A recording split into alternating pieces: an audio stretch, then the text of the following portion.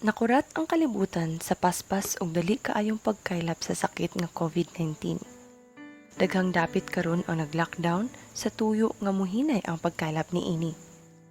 Naglaom ang mga tao sa tibuok kalibutan nga matapos na unta ang pagkaylap ning sakita aron mabalik na sa normal ang kinabuhi.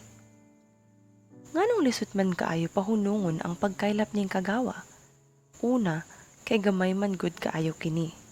Maong dili nato makita, gawas kun mogamit kag maayo kaayong microscope. Dili kini makita sa mata. Unya, unsaon man nimo pagpakig-away sa dili makitang kaaway? Naay daghang butang nga dili nato makita.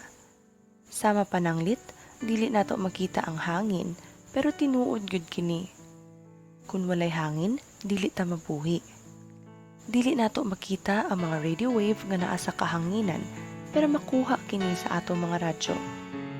Dili nato makita ang ultraviolet ray, pero kung magpainit kag dugay sa adlaw, mapaso ang imong panit. Ug niya pagyud, dili nato makita ang Dios, pero tinuod gyud siya. Naapod siya'y kaaway nga dili nato makita, si Satanas, ang nakaingon sa tanang sakit nga nikaylap karon. Makaamgo unta ta nga luyo sa pisikal nga kalibutan, na ay espirituhanong kalibutan nga dili makita sa atong mga mata. Tuyo sa kaaway sa Dios nga si Satanas nga madaot ta. Sa pagkatinuod, gihulagway siya sa Ginoo sa Juan 10:10 nga kawatan, nga nianhi aron mangawat, mupatay ug muguba. Pero salamat sa Ginoo nga namatay si Ginoong Hesus sa krus alang nato. Sa pagkamatay niya, gilaglag niya ang yawa. Gusto sa Dios ang labing maayo alang nimo.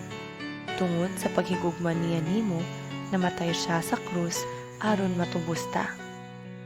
Giula niya ang iyang bililhong dugo aron mapasaylo ug mahugasan ang atong mga sala.